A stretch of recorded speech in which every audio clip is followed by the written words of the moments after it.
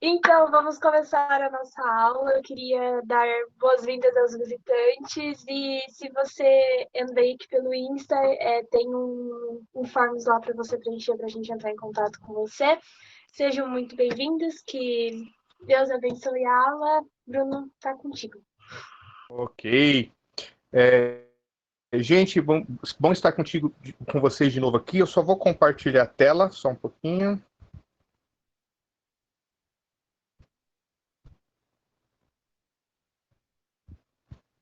Tá, que daí eu já.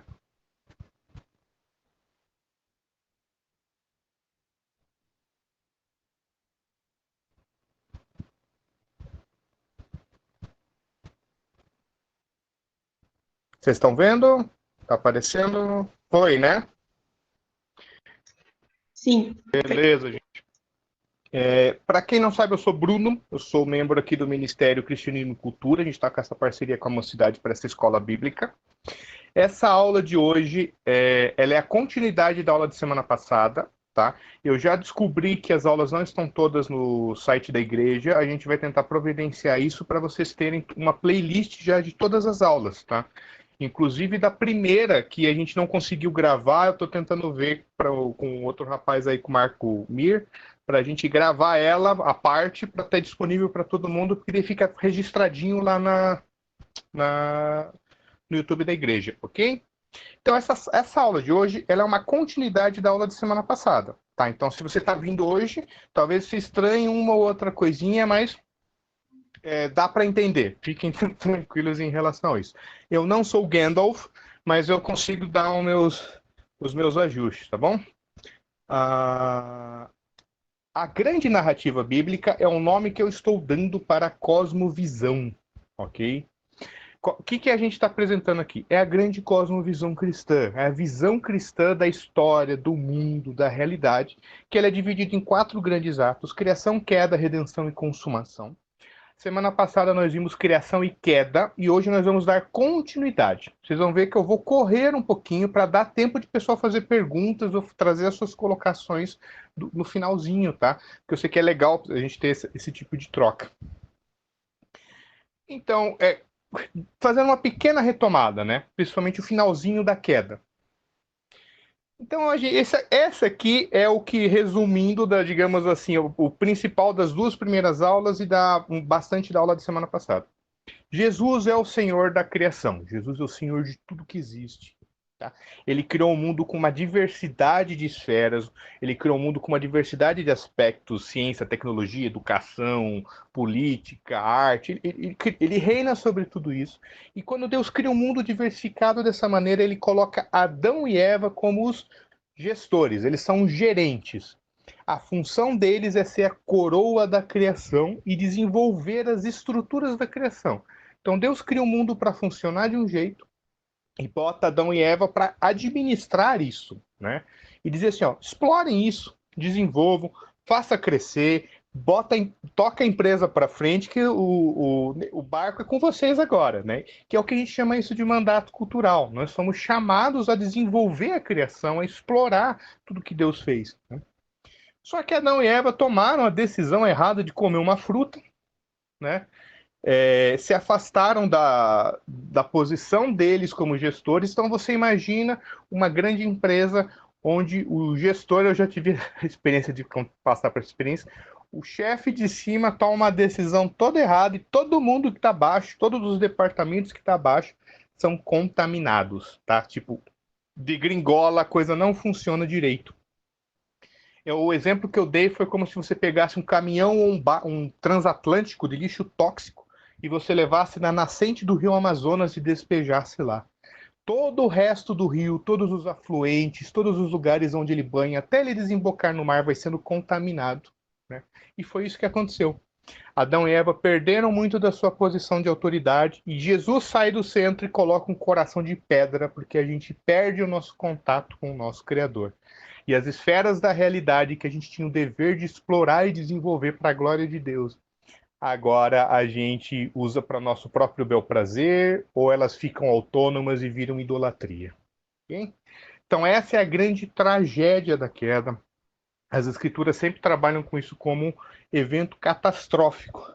Só que uma coisa que a gente não pode perder de vista é que isso acontece nos primórdios. A gente está falando do terceiro, quarto capítulo de Gênesis. Isso é o começo da Bíblia, né?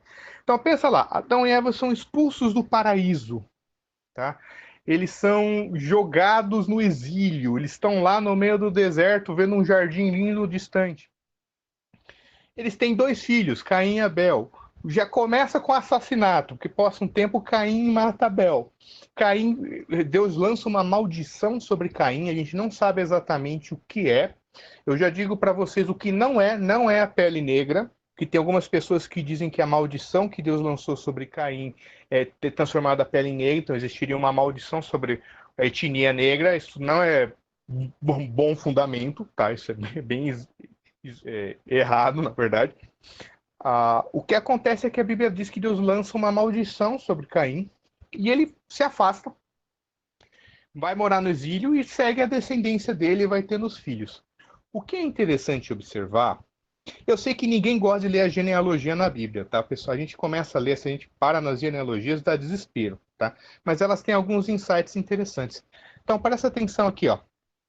Essa daqui vai ser mostrar a genealogia de Caim. Presta atenção naquelas partezinhas que estão em vermelho lá, ó. Ada deu à luz a Jabal. Este foi o pai dos que habitam em tendas e possuem gado. O nome do seu irmão era Jubal. Este foi o pai de todos os que tocam harpa e flauta. Zilá, por sua vez, deu à luz a Tubal-Caim, artífice de todo instrumento cortante de bronze e de ferro. Por que isso é interessante? A gente está falando de antes da civilização surgir, de antes de todos os empreendimentos humanos surgirem. A coisa está começando. E aqui a gente está falando da pecuária, o primeiro cara que aprendeu a domesticar vaca e cavalo. A gente está falando do cara que criou os instrumentos musicais e começou a fazer as primeiras notas, tá? A gente está falando do cara que criou a siderurgia, aprendeu a forjar a ferramenta, a forjar a enxada e começou a criar a espada. A gente está falando do surgimento da indústria, da tecnologia. A gente está no começo de tudo e já começa sobre o efeito da queda. Já começa sobre o efeito do pecado, né? Então, todo empreendimento cultural humano, toda a ação humana na história, a arte, tecnologia, agricultura, já surge sobre o efeito do pecado. Pensa na catástrofe que é isso, né? Até uma explicação, algum de vocês, simplesmente quem é mais ligado à teologia calvinista, já deve ter ouvido a expressão depravação total, né? Um detalhe que passa despercebido para muita gente é que esse total, né, ele não é de profundidade, ele é de extensão, tá?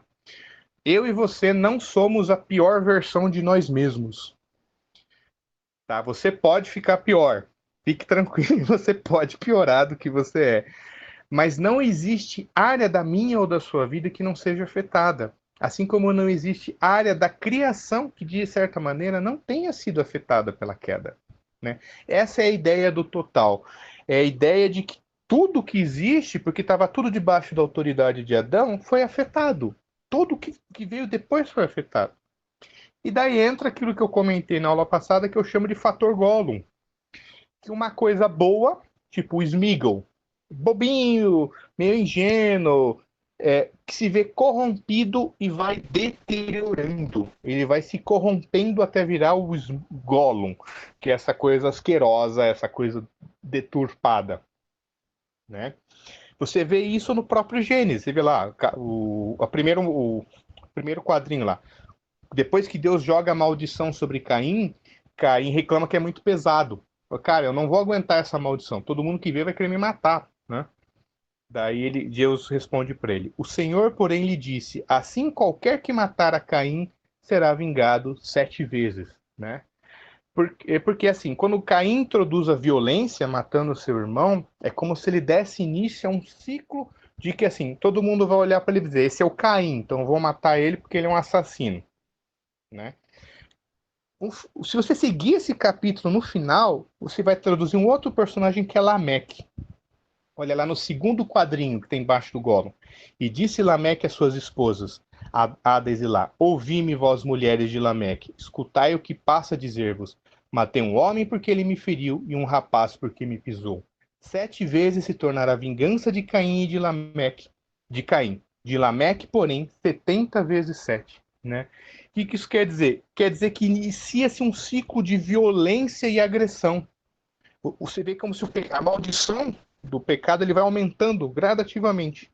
Tanto que isso aqui é o capítulo 4. Vai vir o capítulo 5, no 6, diz que Deus já se arrependeu de ter criado a humanidade porque está tudo contaminado pela violência e ele manda o dilúvio. E mesmo depois do dilúvio, mesmo com os descendentes de Noé, posteriormente você vê que retoma. O ciclo da violência continua. Só um detalhe, algum de vocês talvez conheça a expressão graça comum, tá? A graça comum é o termo teológico que a gente usa para descrever a ação do Espírito de Deus de barrar esse processo de virar o Gollum. Tá? Então, por mais que o pecado vá deteriorando tudo que Deus criou, a graça comum dá uma segurada para a coisa não piorar. Ok? Ô Bruno, só uma rápida contribuiçãozinha também. É Manda bala. interessante ver ali nesse negócio da genealogia que o pecado foi em todas as áreas, né, como se for da depravação total.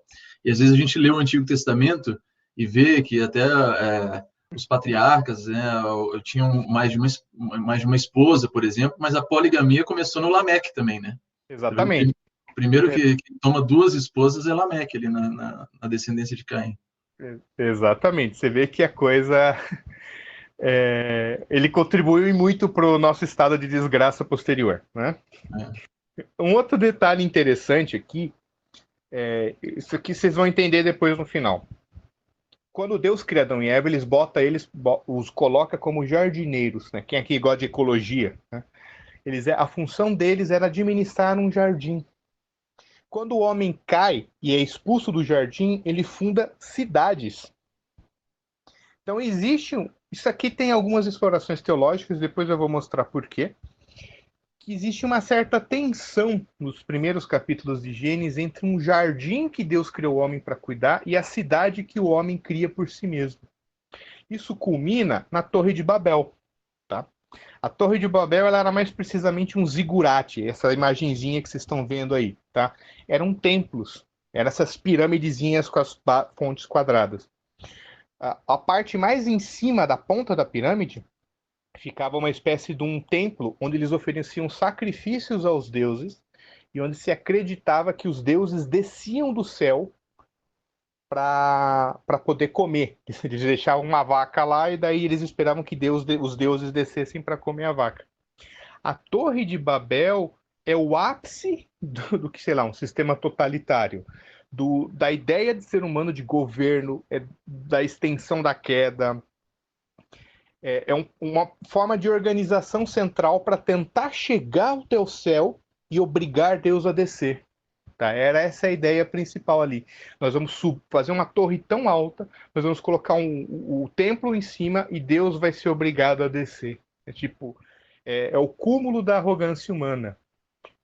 E a Bíblia diz que Deus, quando ele olha aquilo, ele traz a confusão de línguas, né? Ou seja, toda a diversidade de línguas começa a surgir ali. Começa a existir confusão de diálogos, né? Então, Babel, a palavra Babel, que originalmente significa o portão de Deus, passa a significar confusão. Então, isso aqui a gente viu a extensão da queda. Né? Prestem atenção, se vocês prestarem atenção na Bíblia, vocês vão ver que Babel passa a ser um símbolo a partir daí para tudo que é organização terrível. Né? O Império da Babilônia, você vai ver que lá em Apocalipse vai voltar a ideia da Babilônia também como o grande império do mundo e tal. Então isso é uma coisa que continua. Então aqui a gente viu a extensão da queda. E agora começa a obra de Deus no seu plano de redenção e consumação. Tá? Eu comentei com vocês na aula passada que alguns autores dividem redenção e consumação e outros unem redenção e consumação. Para fins didáticos, eu vou trabalhar os dois como a mesma coisa, porque fica mais prático. Mas dá para sim fazer uma certa distinção entre os dois, ok? Olha como é interessante. Em Gênesis 11, você vê os seres humanos se organizando para construir uma torre até o céu, para chegar até Deus e obrigar Deus a descer. Em Gênesis 12, Deus oferece a trucada dele. Ele vai ali perto da região da Babilônia, ele acha um idoso com uma mulher estéril e fala para ele: larga tudo que você tem, vai para uma outra terra que você não sabe onde é, e você vai ficar andando em círculos lá até eu decidir dar aquela terra para você. E a partir de você, todas as nações da terra serão abençoadas. Esse é o plano contrário de Deus para o grande orgulho e a iniciativa humana. Percebam o contraste de um grande edifício para um nômade que fica andando sem lugar. Né? Você pensa, nossa, que estratégia tosca de Deus, né? Pois é, só que aqui a gente vê uma das grandes maravilhas da obra como Deus age no mundo. Deus age dentro da história e Deus sempre tende a começar através de inícios pequenos. Tá? Vocês lembram que quando Deus cria o mundo, a Bíblia fala de 7 dias, do processo de separação das coisas. Deus sempre usa processos para trabalhar. Né? Quando você se converte, você não se santifica de uma vez. Deus vai usando a vida inteira para você conseguir se aperfeiçoar, para você conseguir crescer. O plano de salvação de Deus na história é a mesma coisa. Ele chama uma família, trabalha na vida daquela família e através dos descendentes daquela família ele vai desenvolvendo o plano de Deus dele na história. Olha essa passagem aqui. Qual foi a reação de Deus diante da rebelião pecaminosa de Adão e Eva? Deus se irou, e com razão. Agora a sua boa criação caminhava rumo à destruição por causa da atitude rebelde daqueles que ele amorosamente havia criado para desfrutar a vida com ele. Se desconsiderarmos a ira de Deus na narrativa bíblica, banalizamos tanto o pecado quanto o amor de Deus pela criação. Okay? Mas a ira não é a palavra final. Deus não dá as costas para o seu mundo rebelde. Ele o abraça com amor. Um amor pactual, inabalável, leva a Deus a agir com altruísmo, sacrifício e autoentrega. Movido por esse amor, Deus promete esmagar todos os poderes malignos que Adão e Eva desprenderam. E à medida que a narrativa continua, Deus ama o mundo de tal maneira que, por fim, dá por ele o seu próprio filho. Eu não tenho tempo até para conseguir entrar em todos os detalhes que dá para explorar, mas todos aqueles, os milhares, os dezenas de livros que tem ali do Antigo Testamento, seja do Êxodo, a partir do Êxodo, os livros históricos, os livros proféticos, os livros poéticos, todos eles são Deus preparando o terreno para Jesus vir. Existem termos teológicos para se referir a isso, mas basicamente Deus foi preparando a imaginação do seu povo, Deus foi preparando o coração do seu povo, Deus foi preparando os arranjos da história, Deus foi dando exemplos do que mais ou menos seria. Então, por exemplo, tem um termo teológico que é tipologia, né? Então, por exemplo, Moisés, teologicamente falando, é um tipo de Cristo. O que isso significa? Que Moisés é mais ou menos um exemplo do que Jesus seria. Josué também é um exemplo, mais ou menos um exemplo do que Jesus seria. Moisés é o porta-voz de Deus. Jesus também é. Moisés é quem nos desce da montanha de fogo para nos trazer a revelação de Deus. Jesus também é. Josué é quem nos ajuda a conquistar a terra prometida. Jesus também é. Davi é o rei segundo o coração de Deus. Jesus também é. Elias é aquele que clama para cair fogo do céu e que Deus ouve. Jesus também é. Eliseu é o profeta que mora entre o povo. Jesus também é. Todo o Antigo Testamento e todos os outros personagens são como exemplos que Deus vai nos dando, sinalizações, é como trailers. É como se Deus estivesse nos dando trailers para nos criar expectativa, para mostrar, vai vir aquele que vai cumprir tudo. E Jesus cumpre tudo isso. Ok? É a parte que eu mais gosto de estudar de teologia, que é ver a unidade e a grande coerência de todas as escrituras. E agora vamos entrar direto em Cristo. Eu gosto muito dessa passagem de Filipenses, tá? Pois nele, subsistindo em forma de Deus, não julgou com usurpação o ser igual a Deus, antes a si mesmo se esvaziou, assumindo a forma de servo, tornando-se semelhança de homens e, reconhecido em figura humana, a si mesmo se humilhou, tornando-se obediente até a morte e morte de cruz. Pelo que também Deus o exaltou sobremaneira e lhe deu o nome que está acima de todo nome, para que ao nome de Jesus se dobre todo o joelho nos céus, na terra e debaixo da terra, e toda língua confesse que Jesus Cristo é Senhor, para a glória de Deus Pai. Tá?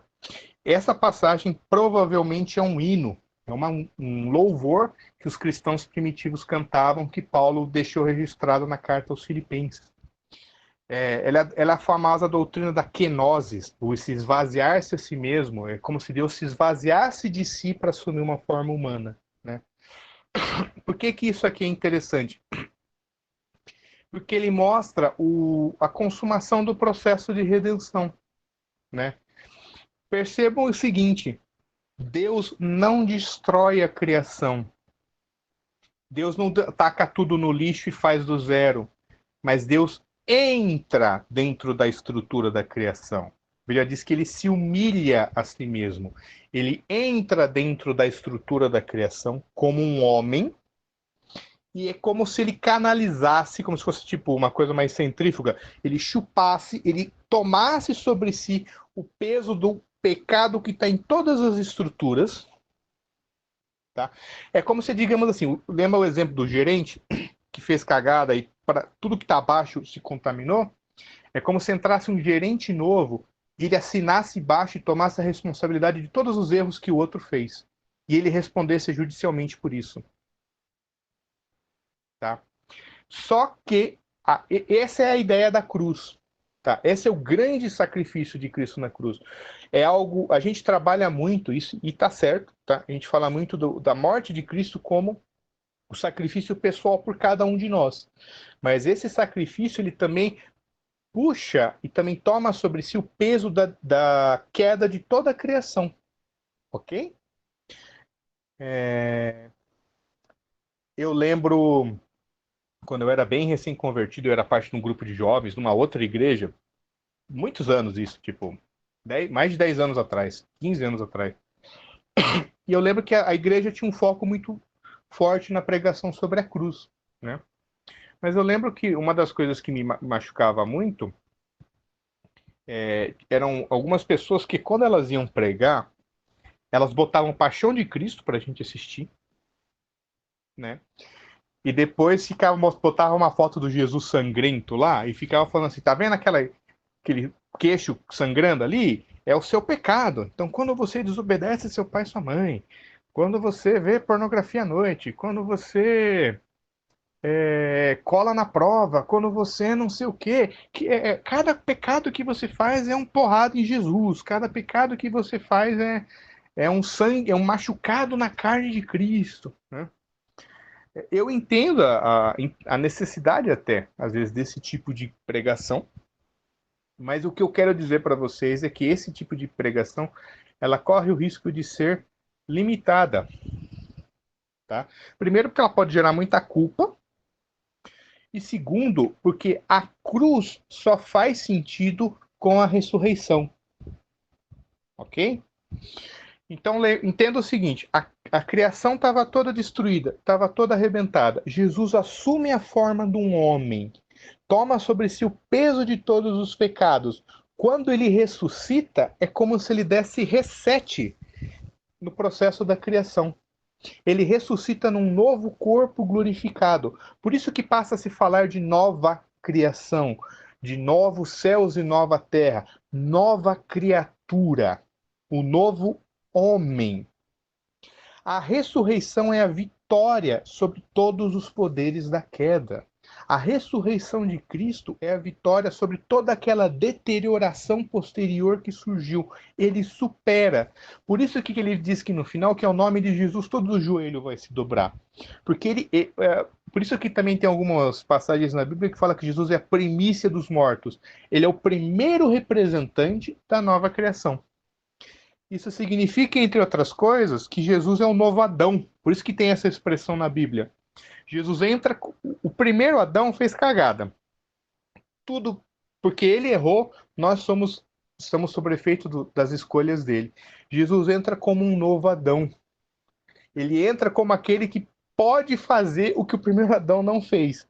Mas mesmo entrando como um novo Adão, ele passa pelo sacrifício, tá? Pela morte na cruz e supera e vence. A ressurreição de Cristo é o anúncio de que Deus consumou o seu plano, né? Tem uma passagem muito bonita em Colossenses, tá? Que diz que Cristo, na sua vitória, dominou todos os poderes das trevas e publicamente os expôs ao desprezo, né? O que isso quer dizer? Quer dizer, a analogia que Paulo está fazendo é com quando o imperador romano conquistava uma nação inimiga e capturava os seus reis, seus imperadores, e levava de volta para Roma num desfile. E o imperador na frente, numa carruagem, todo chique, e atrás vinham os reis inimigos despidos, acorrentados, sendo expostos como troféu, né? A Bíblia diz que quando Jesus ressuscita, ele faz isso com o império das trevas. Ele faz isso com as forças malignas. Ele faz isso com o diabo. Ele faz isso com o pecado. Ele faz isso com a morte. Ele faz isso com todos os efeitos deletérios da queda, tá? Jesus derrota Sauron, em outras palavras. Ele derrota o olho maligno que domina tudo. Ele reverte esse processo. Ele se afirma como Senhor da criação. E aqui, só para exemplificar isso, tá? Essa é uma passagem de 1 Coríntios 15. Porque assim como em Adão todos morrem, assim também todos serão vivificados em Cristo. Pois assim está escrito: o primeiro homem Adão foi feito alma vivente. O último Adão, porém, é espírito vivificante. Mas não é primeiro espiritual, e sim o natural. Tá? O primeiro que ele fala aqui é Adão, o segundo que ele fala aqui é Cristo. Tá? Mas não é o primeiro espiritual, e sim o natural. Depois o espiritual. O primeiro homem, Adão, formado da terra, é terreno. O segundo homem, Jesus, é do céu, desce do céu. Como foi o primeiro homem, Adão, o terreno, tais são também os demais homens terrenos. Nós somos descendentes de Adão, então a gente é terreno, a gente está preso nessa ordem natural. E como é o homem celestial, Jesus, assim também os celestiais. E assim como trouxemos a imagem do que é terreno, devemos trazer também a imagem do que é celestial. Daí você entende por que a Bíblia fala o tempo inteiro que a gente nasceu de novo e que a gente tem que abandonar as obras da carne e nos revestir de Cristo. Porque ele é o inaugura a nova criação, tá? Então, há um quadrinho, vocês viram que eu adoro desenhos, né? Então, Jesus se afirma como o rei sobre a estrutura da criação. Só que a estrutura da criação, ela pode ter duas direções diferentes. A direção pecaminosa, que foi o que introduziu com a queda, que a Bíblia fala do velho homem, que a Bíblia se refere como alma vivente, que são as obras da carne, que é o processo para virar Gollum, tá? E existe agora, com a vitória de Cristo na cruz, uma direção redentiva, que é o que a Bíblia chama de um novo homem, o espírito vivificante, o fruto do espírito, a nova criação. Tá? Por isso que a Bíblia fala para a gente se arrepender e se converter. Conversão é mudança de direção. A gente passa de seguir uma direção pecaminosa para uma direção redentiva. Se antes a gente caminhava para virar o Gollum, agora a gente caminha para tentar ser semelhante a Jesus. Tá? Então Deus muda o nosso coração, tira aquele velho coração de pedra, bota agora um coração de carne e nos bota e muda o nosso foco para a gente caminhar agora numa direção redentiva. Essa é a grande obra de Cristo na cruz. Tá? Só para exemplificar, você lembra que eu falei do exemplo de Caim e depois de Tubal-Caim, de Lameque? Agora, que assim, o início de um ciclo de violência sem fim. Agora presta atenção nessa passagem aqui.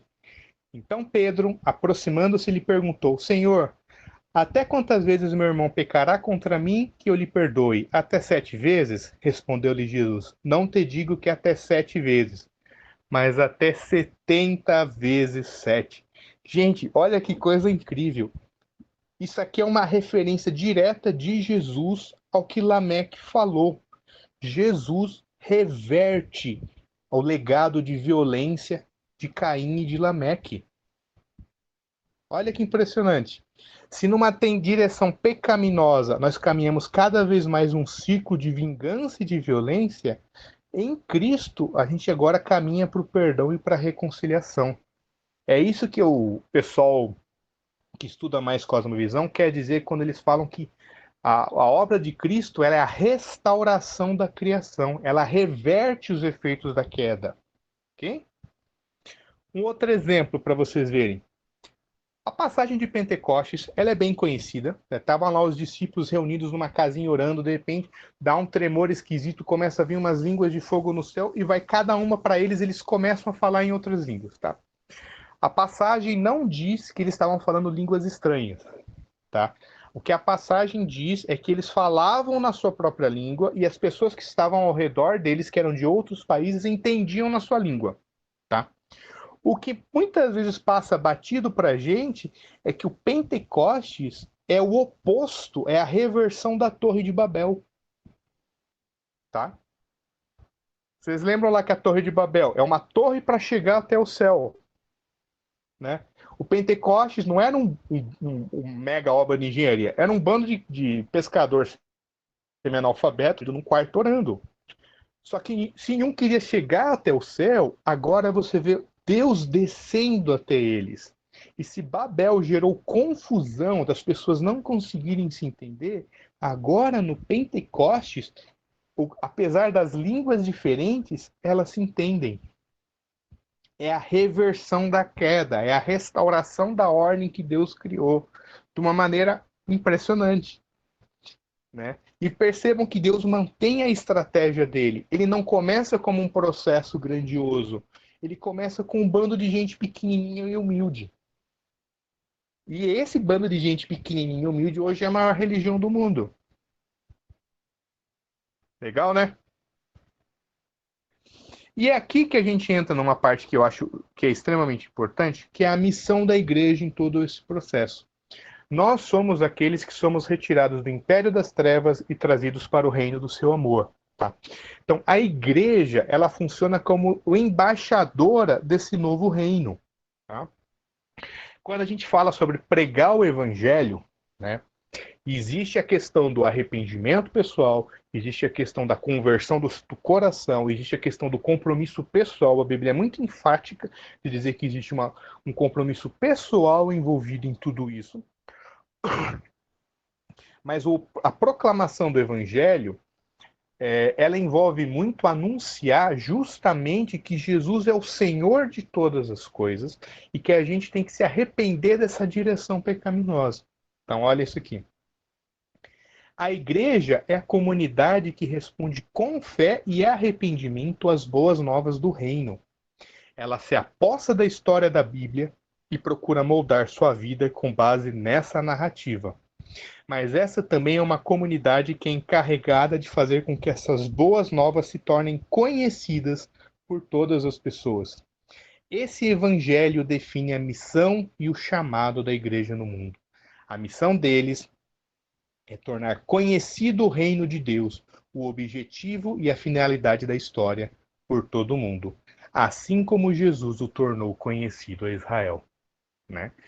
Então, basicamente, a função da igreja pregando o evangelho é anunciar que Jesus reina, é anunciar que Jesus reverteu os poderes das trevas, é anunciar que hoje Jesus inaugura a nova realidade e a nova criação. E quando a Bíblia fala de conversão, de mudança de coração, é mais do que só... A gente fala, a gente que é evangélico, a gente fala muitas vezes isso de uma maneira muito individualista, intimista, é muito meu coração, eu comigo mesmo, eu não tenho que prestar contas com ninguém, mas a redenção de Cristo é cósmica. Não é só uma redenção da minha alma. Não se trata Deus, da minha alma ir para o céu somente. Se trata de que Deus inaugura, ele reverte o processo da queda, ele inaugura a nova criação. E a gente tem que sair pelo mundo para anunciar, ó, isso aqui tudo, essa ordem arrebentada, Deus está reinando e Deus superou isso. Né? Uma vez que o Evangelho diz respeito ao governo de Deus sobre toda a criação, todas as nações e toda a vida humana, a missão dos seguidores de Jesus é tão vasta quanto a própria criação. Eles receberam a comissão de testemunhar acerca do Evangelho em todas as áreas da vida pública, nos negócios, na vida acadêmica, na política, na família, na justiça criminal, nas artes, nos meios de comunicação e em todos os outros aspectos da vida humana. Você percebe que a nossa chamado como cristãos é muito mais amplo, né? E se você percebe, por exemplo, que por que os cristãos sempre foram engajados num monte de coisa? Sei que vira e mexe surge alguns debates, tipo, a gente prega o evangelho, a gente faz justiça social, a gente faz obra social. Às vezes surgem uns debates assim. Dentro de uma visão de cosmovisão, isso não faz muito sentido. Você faz obra, tipo assim, você trabalha numa ONG, você trabalha como médico, você se envolve num projeto social porque você é cristão e porque Jesus inaugurou o novo reino, né? Da mesma maneira, eu como Bruno, psicólogo cristão, eu faço isso porque Deus inaugurou o seu reino, porque Jesus venceu os poderes das trevas. Por isso eu acredito naquilo que eu faço, né? Da mesma maneira, os cristãos têm um desafio de proclamação verbal. Nós fazemos o que fazemos porque Jesus reina. E se vocês não estão se submetendo ao reinado dele, vocês estão pecando, né? Então, todas as nossas vocações no mundo têm que refletir a glória de Deus. É a ideia do coram Deo. A gente vai fazer tudo porque a gente está fazendo parte, nós somos embaixadores de Deus nas áreas onde a gente atua. Então, se você está lá na academia, na tua universidade, você é um embaixador de Deus no meio acadêmico. Você é um embaixador de Deus no teu trabalho. Você é um embaixador de Deus na sua família. Porém, tá, já estou acabando, nós ainda não vivemos a plenitude de tudo isso. A igreja é uma embaixada. Então, assim, ela representa esse novo reino, esse novo céu, essa nova terra no mundo atual. Porém, o mundo ainda não se sujeitou totalmente ao domínio de Cristo. É o que os teólogos chamam de o já e o ainda não. Tá? Então, a gente vive o século. Século é o período de tempo entre a primeira vinda de Jesus, para ele morrer e ressuscitar, e a segunda vinda de Jesus, quando ele vai descer montado num cavalo branco, tá? Com vestes vermelhas e tal. Nós estamos vivendo nesse tempo. Tá? Por isso que a gente vive esse período de tensão. A gente, como cristãos, nós somos chamados a sermos representantes de Deus, somos chamados a pregar o evangelho, porém a gente sabe que tudo que a gente faz é como se a gente estivesse construindo as coisas no mundo que está corrompido, um mundo que ainda não foi totalmente redimido, né? A igreja tem um papel nisso, mas a gente sabe que as coisas, as obras mesmo, da redenção só vai ser consumada quando Jesus voltar. Porém, saber que nós somos embaixadores do reino, saber que nós somos representantes de Deus, nós somos chamados, nós somos aqueles que proclamam o reinado de Cristo, nos dá esperança e nos dá senso de missão. Você lembra que eu falei que quando Deus cria o homem para cuidar de um jardim e depois quando ele é expulso do jardim do Éden, ele funda uma cidade? Lá no livro do Apocalipse, nós temos uma cidade-jardim, né? Então, de uma maneira muito interessante, a Nova Jerusalém é uma cidade que ela é permeada pela árvore da vida, né? Então, de uma maneira muito interessante, né? É como se Deus dissesse que os nossos empreendimentos, seus projetos sociais, seu trabalho, sua vocação, a sua família, e de alguma maneira ele vai ser incorporado na Nova Jerusalém, ele vai ser incorporado na nova criação. Essa é a grande esperança que a gente, como cristão, tem. Que por mais que nosso trabalho seja limitado, nós somos representantes de Cristo aqui na Terra e de alguma maneira nosso trabalho frutifica de alguma maneira. Falei, repeti bastante, né? Esse é o último slide, então só para exemplificar para vocês. Do N.T. Wright. Essa aqui é uma passagem que eu lembro toda a Páscoa, tá? É uma passagem que para mim me toca muito. Por estranho que possa parecer, e tão difícil de acreditar quanto a ressurreição, estamos realizando algo que se tornará, no devido tempo, parte do novo mundo de Deus. Todo ato de amor, gratidão e bondade, toda obra de arte inspirada por Deus e pela beleza de sua criação. Cada minuto gasto ensinando uma criança com sérias deficiências a ler ou a caminhar. Cada gesto de cuidado e de atenção, de consolo e de apoio a um ser humano e a criaturas não humanas, é claro. Cada oração, cada ensinamento conduzido pelo Espírito, cada obra que divulgue o Evangelho, edifica a igreja, abraça e incorpora a santidade, não a corrupção, e torna o nome de Jesus honrado no mundo. Tudo isso terá o seu lugar pelo poder da ressurreição de Deus na nova criação que um dia ele fará.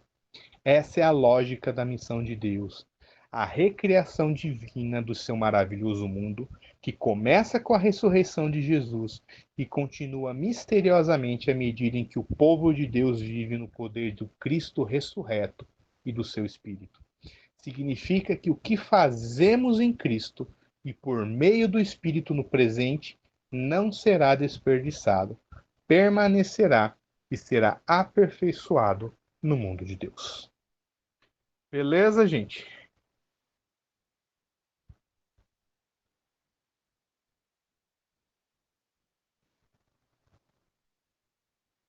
Opa! O Gabriel agradece o tio Bruno. Era isso, gente. Era essa. Perguntas? Ô, Bruno, vou fazer um comentário aqui.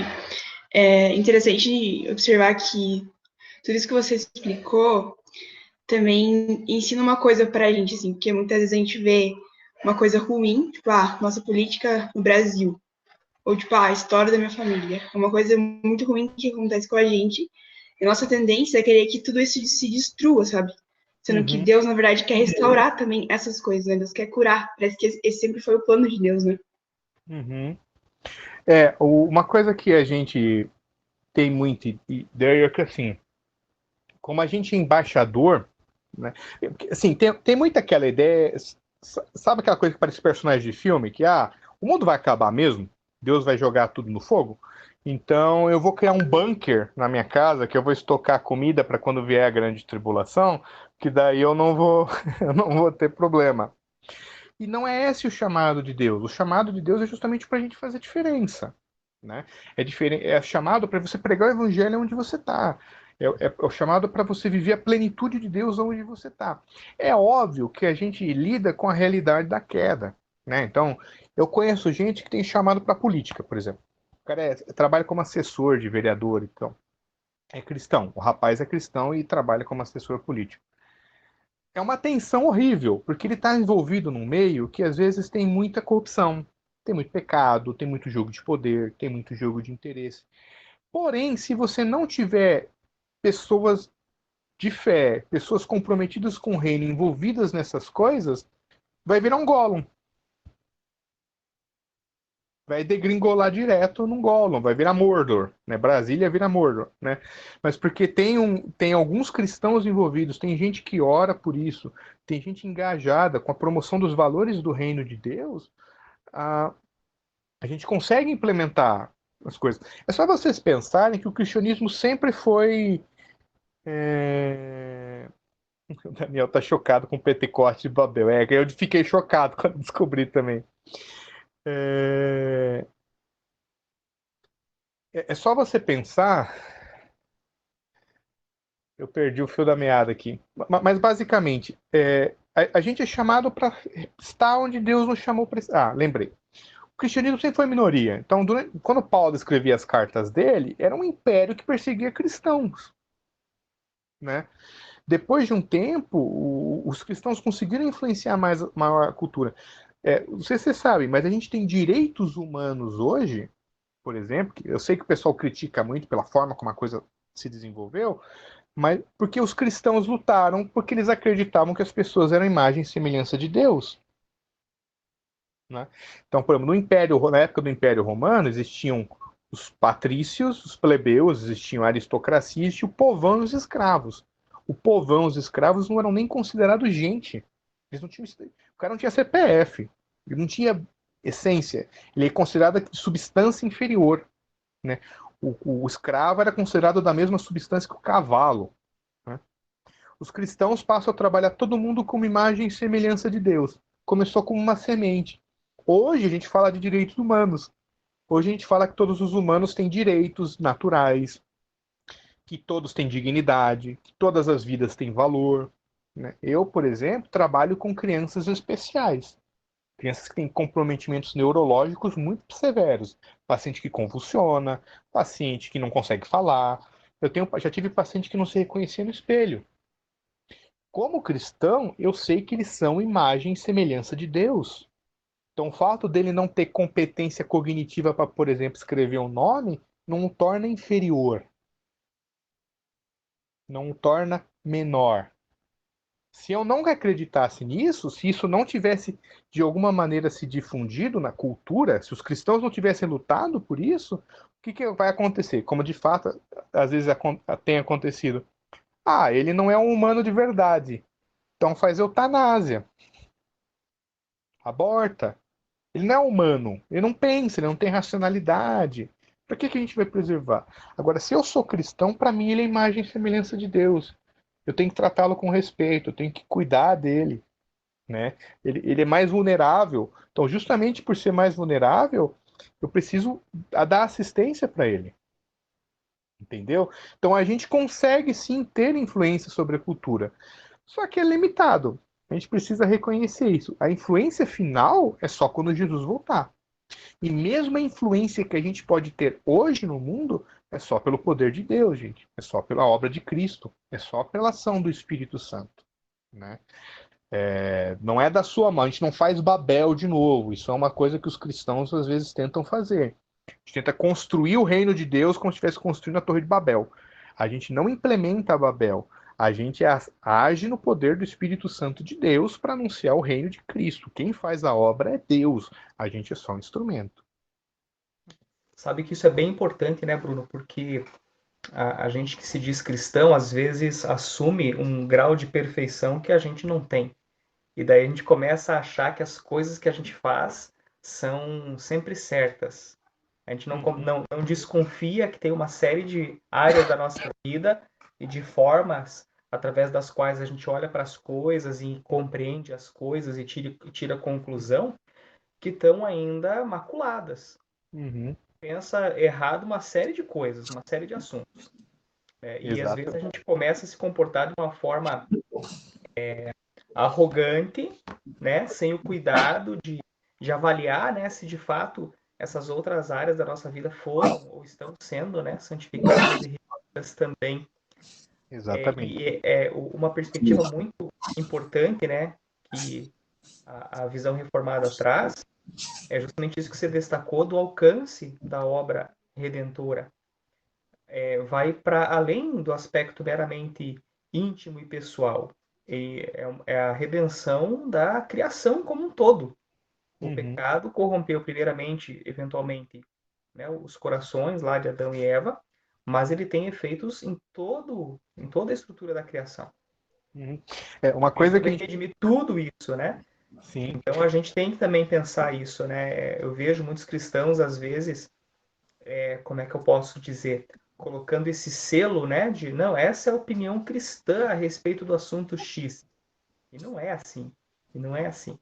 Né? Tem uma série de bagunças aí nessa cosmovisão dessa pessoa que às vezes está agregando, né, elementos de outras cosmovisões não tão alinhadas com o cristianismo, querendo colocar esse selo, né, de uma visão cristã.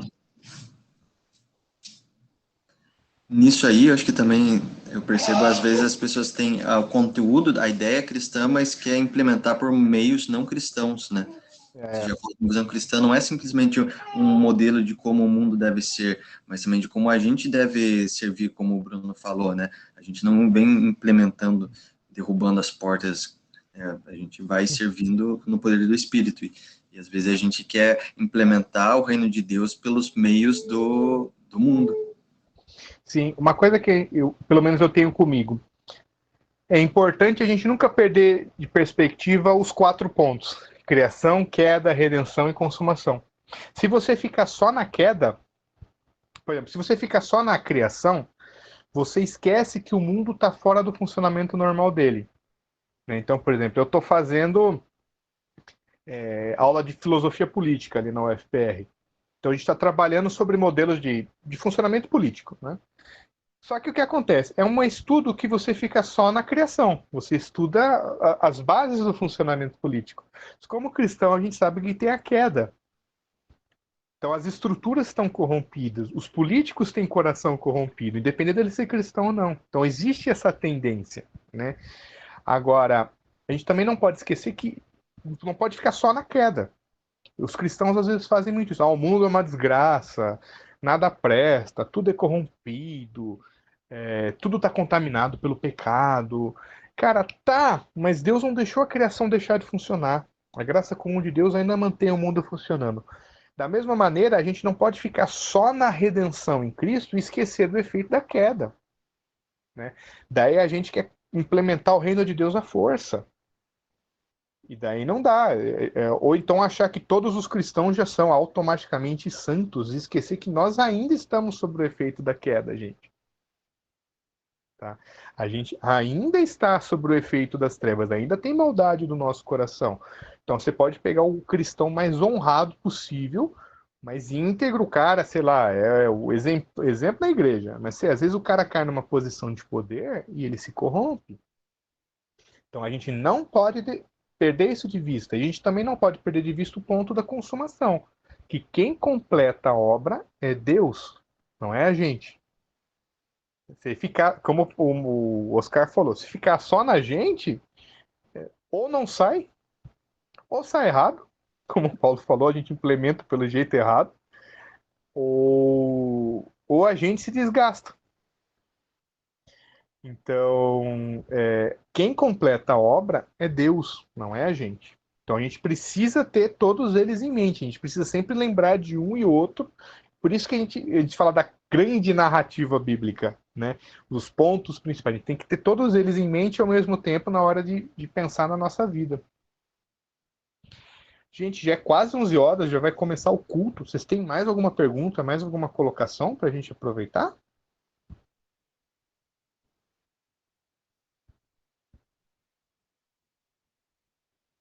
Não? Parece que não.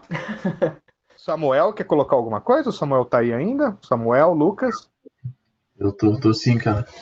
Eu acho que o assunto é muito bom, é muito amplo, né? Se a gente for começar a discutir aqui, a gente vai até um meio-dia fácil. Vai. Então vamos aproveitando as próximas aulas. Acho que tá ótimo, foi muito bom. Acho que essa ideia de a gente entender a grande narrativa bíblica, a cosmovisão, queda, a criação, a queda, a redenção, e a gente olhar com esse filtro para todas as coisas, nos ajuda a entender que há um ponto bom em tudo que existe, porque ainda há a parte da criação, que há algo a ser redimido em tudo que existe também, porque é o efeito da queda, e que a resposta para todas as coisas é o evangelho, né? Acho que o grande ponto é esse.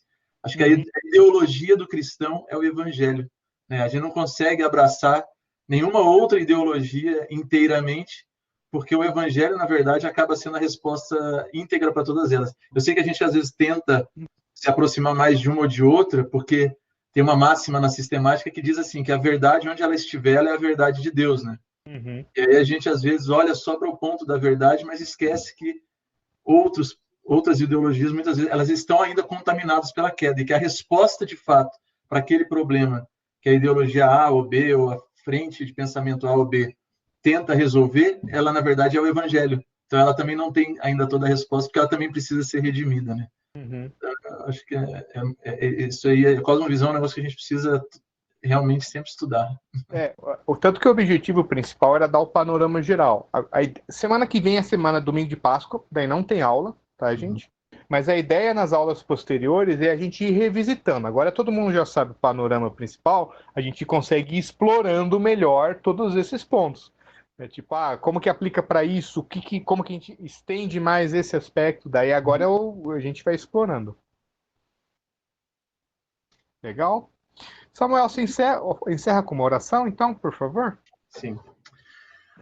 Pai querido, Deus de amor, obrigado, Senhor, por tudo que o Senhor tem feito no nosso meio. Obrigado, Deus, porque apesar das nossas falhas, apesar dos nossos equívocos, dos pecados ainda que vivemos, cometemos, Pai, o Senhor é gracioso para conosco, nos sustenta, o Senhor nos atrai, o Senhor ensina o nosso coração, o Senhor é um Deus de amor e tem lapidado a nossa vida, o nosso entendimento e tudo que nós somos. Nós pedimos mesmo, Deus, que o Senhor alinhe a nossa visão com a do Senhor, o nosso pensamento, nos ajude a entender as tuas coisas em todo o tempo, para que nós possamos ser uma igreja que glorifique o teu nome. Não uma igreja simplesmente local, a placa da igreja, mas pessoas do teu reino, teus discípulos, que apontem para o Senhor em todo momento, em todo local, seja aonde estiver, na cultura, Deus, que nós possamos glorificar o teu nome com tudo que a gente faz. Nos guarda neste domingo, abençoa cada família aqui representada, Deus, aqueles que estão distantes dos parentes, Deus, aqueles que por um acaso estão distantes dos entes queridos, que o Senhor esteja com eles também, que seja um domingo abençoado e que nos esteja preparando para a semana, para que essa semana comece a gente bem animado e alinhado com o Senhor. É isso que nós oramos e agradecemos no nome de Jesus. Amém. Amém, gente. Grande prazer estar com vocês. Deus abençoe. Vamos para o culto. Valeu. Tchau, tchau. Valeu, Bruno. Obrigado. Tchau, gente. Bom domingo.